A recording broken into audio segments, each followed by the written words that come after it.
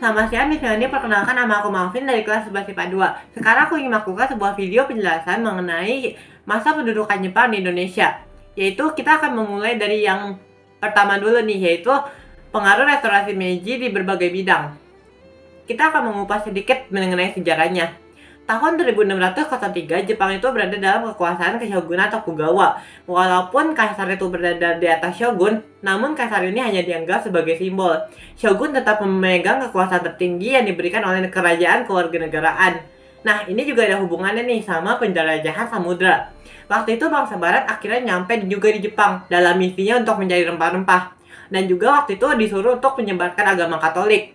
Nah, sampainya bangsa Eropa di Jepang ini membuat Shogun Tokugawa itu merasa resah. Kenapa? Karena takut budayanya itu terganggu dari budaya Eropa dan membuat kebijakan sakoku, yaitu untuk menutup diri, dan akhirnya Jepang itu menutup diri selama 2 abad lebih. Itu waktu yang cukup lama, sampai suatu saat itu pada tahun 1854 terdapat armada Angkatan Laut Amerika Serikat yang dipimpin oleh Matthew C. Perry dengan kapalnya Black Ship berhasil menembus Jepang, dan akhirnya Jepang itu mulai membuka diri lagi nih terhadap dunia internasional. Shogun itu mulai terdesak dan kekuasaan diambil alih oleh kaisar. Jadi saat itu dipimpin oleh Kaisar Meiji.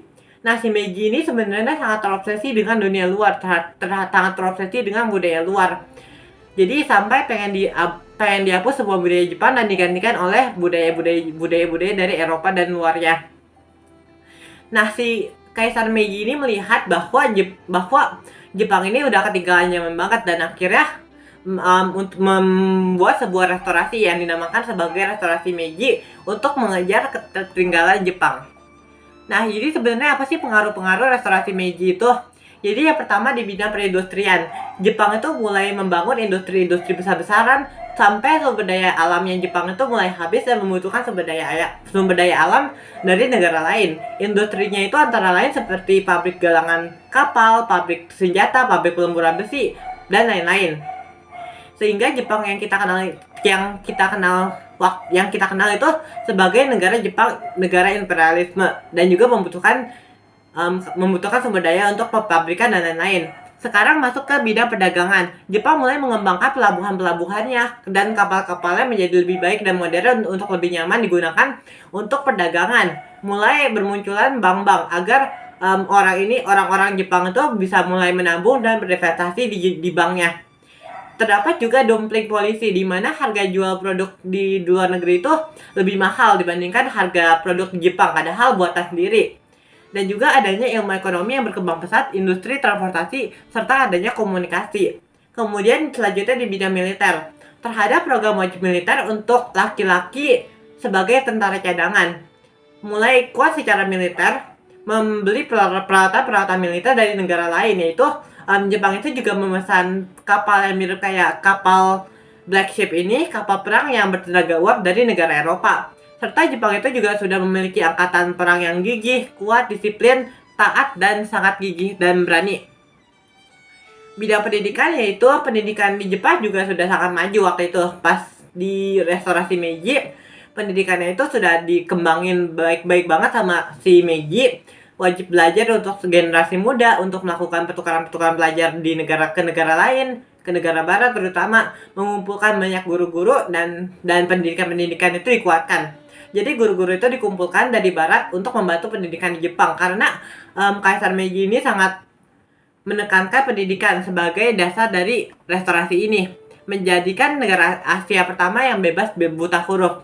Kemudian di bidang sosial, dihapuskan semua sistem 4 kasta itu, dan juga yang sudah kuno-kuno pokoknya dihapuskan oleh Kaisar Meiji, melarang dan menghapus adat istiadat peninggalan masa lampau, yaitu untuk samurai juga dihapuskan, untuk budaya menunjukkan katana dan lain-lain, pakai kimono itu dihapuskan, makanya terdapat banyak pertentangan di samurai, dan juga munculnya rasa nasionalisme yang tinggi. Kemudian di bidang hukum, yaitu diubahnya sistem pemerintahan menjadi sistem parlementer, mengikuti negara-negara Eropa lainnya. Kembalinya kuasa kaisar yang sebelumnya diambil oleh shogun, yaitu kan udah sebagai, kalau shogun keluar digantikan oleh kaisar yang saat itu kaisar yang memimpin, yaitu Kaisar Meiji. Kemudian dihapuskannya kekuasaan daimyo dan mengesahkan UUD Jepang. Selanjutnya yaitu kedatangan Jepang di Indonesia. Nah, setelah restorasi Meiji, Jepang ini menjadi negara imperialisme karena faktor-faktor seperti ingin memakmurkan negerinya, membutuhkan sumber daya alam, membutuhkan lahan pasar, dan lain-lain. Akhirnya Jepang itu sampai di Indonesia pada tahun 1942. Ngakunya sih sebagai saudara tuanya Indonesia karena berhasil mengusir Belanda dan juga disambut baik oleh warga negara Indonesia. Tetapi tujuan Jepang di Indonesia itu ya sama aja, untuk menguntungkan Jepang, untuk membantu Jepang dalam melawan militer, untuk membantu Jepang secara militer, sumber daya alam, dan juga sumber daya manusianya. Jepang itu juga membuat sebuah organisasi di Indonesia bentukan Jepang. Ya, yang aku pengen bahas yaitu aku pengen membahas 5 organisasi bentukan Jepang. Yang pertama ada Heiho. Heiho itu merupakan organisasi bentukan Jepang yang beranggotakan prajurit Indonesia untuk memperkuat pertahanan militer di Angkatan Udara, Laut, dan Kepolisian. Utamanya yaitu kegiatan ini untuk membangun pertahanan, menjaga kamp pertahanan, membantu tentara Jepang dalam peperangan. Kemudian adalah PETA atau singkatannya yaitu Pembela Tanah Air, merupakan organisasi bentukan Jepang untuk memperkuat Heiho. Terdapat alumni PETA yang kemudian menjadi pemimpin yang berkualitas seperti misalnya Jenderal Sudirman, Jenderal Gatot Subroto, Supriyadi, dan lain-lain. Kemudian terdapat Fujinkai. Fujinkai itu organisasi bentukan Jepang khusus untuk wanita.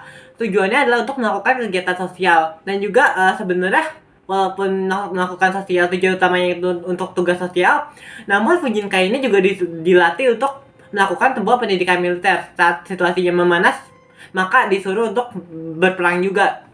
Kemudian terdapat Jibakutai. Jibakutai ini terinspirasi dari penerbangan bunuh diri atau kamikaze.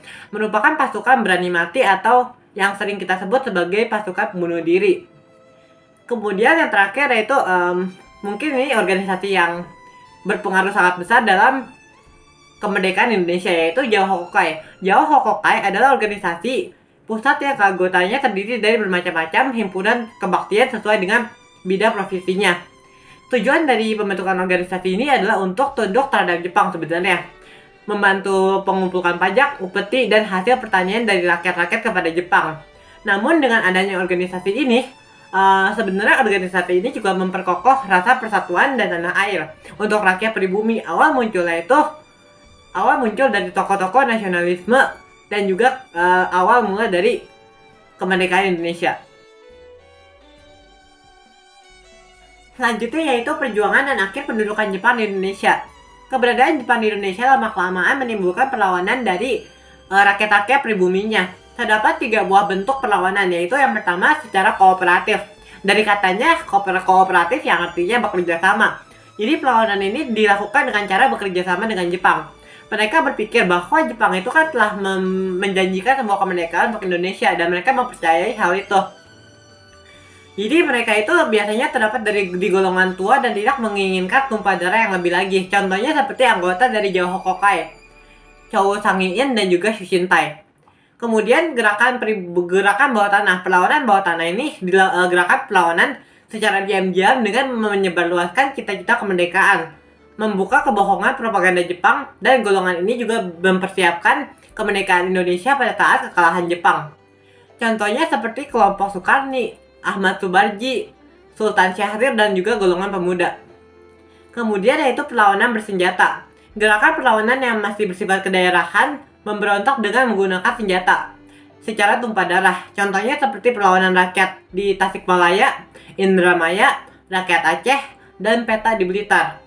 Akhir dari pendudukan Jepang di Indonesia sebenarnya ketika Jepang menarik kembali pasukan untuk membangun kembali negerinya yang telah dibom oleh Amerika Serikat di Hiroshima Nagasaki, setelah mengaku kalah ke Amerika Serikat tanpa syarat. Yang terakhir adalah pengaruh Jepang sampai saat ini. Sebenarnya dari penjajahan Jepang selama 3,5 tahun ini memberikan dampak yang sangat besar di Indonesia yang masih kita bisa rasakan sampai saat ini. Dalam sosial budaya yaitu berikut struktur masyarakat seperti RT, RW, kelurahan, dan selanjutnya itu disebut sebagai Tonanegumi berasal dari Jepang. Hal ini memudahkan untuk administrasi, memberikan perintah, pengawasan, dan lain-lain. Kemudian bahasa. Berdiri Komisi Penyempurnaan Bahasa Indonesia. Dan pada tahun 1942 merupakan perkembangan bahasa Indonesia. Semua bahasa Belanda digantikan dengan bahasa Indonesia dan diperbolehkan untuk digunakan sebagai bahasa dalam sehari-harinya. Jepang juga mendirikan sebuah pusat kebudayaan dengan tujuan untuk wadah para budayawan Indonesia supaya tidak melenceng dari propaganda Jepang. Hal ini melahirkan lagu-lagu nasional Indonesia dan Persatuan Aktris Film Indonesia atau PARFI. Dalam pendidikan, Jepang juga memperkenalkan seragam sekolah untuk menghilangkan diskriminasi, menerapkan pendidikan formal yang ditetapkan di Jepang yaitu SD selama 6 tahun, SMP selama 3 tahun, dan juga SMA selama 3 tahun. Dan juga Jepang mengenalkan upacara bendera untuk melatih kedisiplinan. Kemudian dalam segi militer, dimulai dari pembentukan organisasi-organisasi militer pembentukan Jepang, Jepang membantu meningkatkan semangat nasionalisme pemuda melalui latihan militer. Namun tujuan utama Jepang itu sebenarnya untuk mempersiapkan prajurit yang sanggap untuk memenangkan perang dalam Amerika dan Sekutu. Sekian video yang bisa saya sampaikan. Terima kasih Miss Leonie karena telah mendengarkan.